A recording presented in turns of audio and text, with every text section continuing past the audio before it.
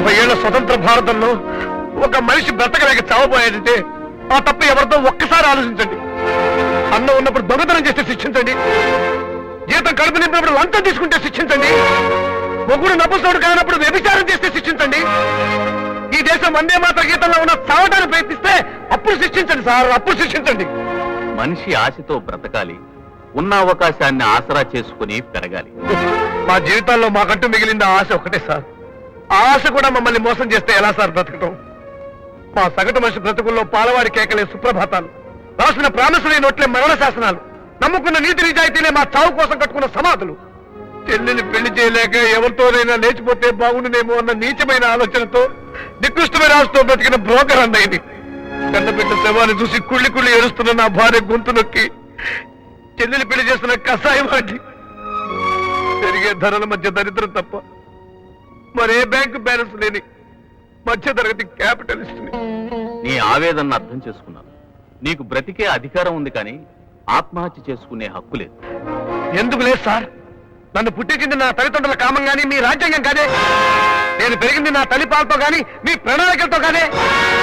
రాజ్యాంగంలో ఆస్తి హక్కు ఇచ్చారు, అది ప్రభుత్వానికి పేరు తెచ్చింది కానీ మా అప్పులు తెచ్చలేదే. ఓటు హక్కు ఇచ్చారు, అది ప్రభుత్వాన్ని మార్చగలుగుతుంది కానీ మా జీవితాన్ని మార్చలేకపోతుంది. మాట్లాడే హక్కు ఇచ్చారు, అది ప్రభుత్వానికి ప్రమాణాలకి వాగ్దానాలకి పనికొచ్చింది కానీ మా ఆకలి తెచ్చడానికి పనికిరాలేదే. అందుకే ప్రతి గంట, ప్రతి నిమిషం, ప్రతి క్షణం చస్తే బాగుండు అనిపిస్తోంది. ఇది నా ఒక్కరి ఆవేదన కాదు సార్, ప్రతి సగటు మనిషి యొక్క ఆక్రోశం. ఈ వ్యవస్థలో బ్రతకలేక, బ్రతకడం చేతగాక, బ్రతకంటే భయపడే ప్రతి జీవోత్సవం యొక్క నిర్ణయం. అందుకే మాకు ఆత్మహత్య చేసుకునే హక్కు ఏమంటున్నాను. శ్రమం నమ్ముకునే వారు ఆకలి తీర్చమంటున్నాను, నీతిని నమ్ముకునే వారు నిజాయితీని గౌరవించమంటున్నాను. అది మీకు చేతగా నాడు మీ రాజ్యాంగాన్ని మీ ప్రణాళికల్ని మార్చుకోండి సార్, మార్చుకోండి. ఇది ఆవేశంతో ఉంటున్న మాటలు కాదు. మా చితికిన బతుకుల సాక్షిగా, మా ఇంటి ఆడవాళ్ళ చిరిగిన చీరల సాక్షిగా, ఎండిన నమ్ముల మీద పడి పాల కోసం వచ్చే మా బిడ్డల సాక్షిగా చెప్తున్నాను. మాకు చచ్చే హక్కు అవకాశం ఇవ్వండి సార్, అవకాశం ఇవ్వండి సార్, ఇవ్వండి సార్.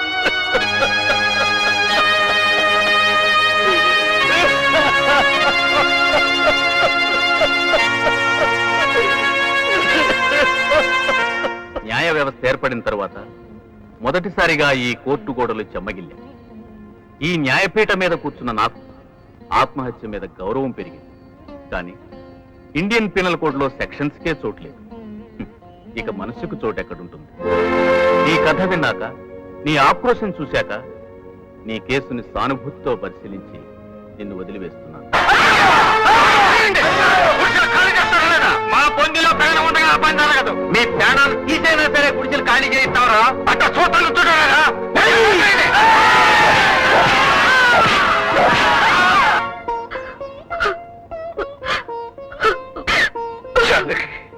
వద్దు జానకి, నీ కన్నీళ్లు వృధా చేయకు. మళ్ళీ అతను ఆత్మహత్య చేసుకొని సరిపోతే ఆ కన్నీళ్లు నీకు అవసరం అవుతాయి. ఏ నా మాట నిజం కదా? నీ భార్య కన్నీళ్లు పెట్టుకుంటుందని, నీ బిడ్డ అనాథగా మిగులుతుందని నువ్వు ఆత్మహత్య చేసుకోవడం మానుకుంటావా? నిన్ను, నన్ను, మనలాంటి వాళ్ళని దోచుకుంటూ దౌర్జన్యం చేస్తూ తిరిగే మనిషిని ఒక్కడిని తప్పి నువ్వు ప్రాణాన్ని వదులు. అప్పుడు నీ భార్య పసుపు కుంకుమలు పోగొట్టుకున్నా గర్వంగా బ్రతుకుతుంది. చూడమ్మా అరుణ, చంపవలసింది మనుషుల్ని కాదమ్మా, వాళ్ళల్లో దుర్మార్గాన్ని. చంపడం ద్వారానే ఈ ప్రపంచానికి మేలు చేయాలనుకుంటే ఈ భూమి మీద ఎవరూ మిగలరు. లేదు బాబాయ్, ముందు తరాలైనా బాగుపడాలంటే ప్రతి వంచకుణ్ణి అంతం చేయడమే మంచిది. పొరపాటమ్మా, ఈ నేల మీద గంగ పొంగాలి, కృష్ణ ప్రవహించాలి గాని నెత్తురు పారకూడదు. బుద్ధుడు ఎంతమందిని చంపి అహింసా సిద్ధాంతాన్ని అమలుపరిచాడు? గాంధీజీ ఎంతమందిని చంపి దేశానికి స్వరాజ్యం తెచ్చాడు? చెప్పమ్మా. ఏమిటి మబ్బుల రక్తం? చైర్మన్ గారి మనుషులు గుడిసెలు ఖాళీ చేయలేదని తలకాయలు పగల కొట్టారమ్మా. చూసావా బాబాయ్, రక్తం మరిగిన పుల్లలు నీ సిద్ధాంతానికి మారతాయా? చంద్రం, ఇంకా ఆలోచిస్తావే? నిరుపేదలు సగటు మనుషులు ఒకటిగా నిలబడితే ఏ దుష్టశక్తి ఏదో నిలబడలేదని నిరూపించు.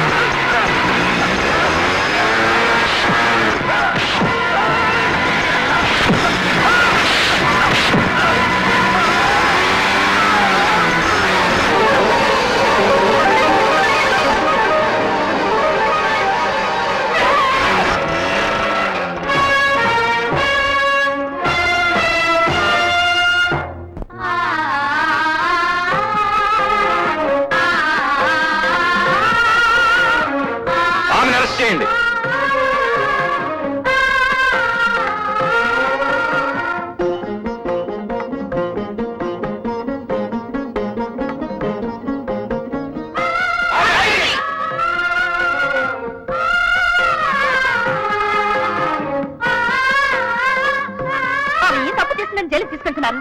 ప్రజల సొమ్ముతో మేడలు కట్టిందా, కడుపులు కొట్టి ఇనపట్టలు నింపుకుందా? మా భూముల్ని లాక్కుని మా కొంపలు కూలగొట్టిన వాళ్ళని ఏమీ చేయలేకపోయారు. మా బతుకులు బాగు చేయడానికి తన ప్రాణాలు కూడా లెక్క చేయని ఈ దేవతని జైల్లో పెడతారా? ఏంటి స్వామి ఇది? ఈ అమ్మాయి ఆ దుర్మార్గుడిని శిక్షించిందని ఇప్పుడు మీరు అరెస్ట్ చేయబోతున్నారే, అదే దుర్మార్గుడు విచ్చలవిడిగా ఎంతో మంది అమాయకుల్ని పట్టణ పెట్టుకున్నప్పుడు మీరంతా ఏమయ్యారు సార్? చట్టాన్ని, న్యాయస్థానాల్ని అధికారంతో మూసి నోరు లేని ప్రజల్ని బానిసలు చేసి నోరున్న వాళ్ళ జీవితాన్ని నాశనం చేస్తున్న ఒక నరరూప రాక్షసుని చంపి మాలాంటి సగటు మనుషుల జీవితాల రక్షణ కల్పించడం ఆమె చేసిన నేరం అయితే, ఆనాడు సుభాష్ చంద్రబోస్ ఆగ్రహం, భగత్ సింగ్ ఆవేశం, ఝాన్సీ రాణి స్వతంత్రకాంక్ష ఇవన్నీ కూడా నేరాలే.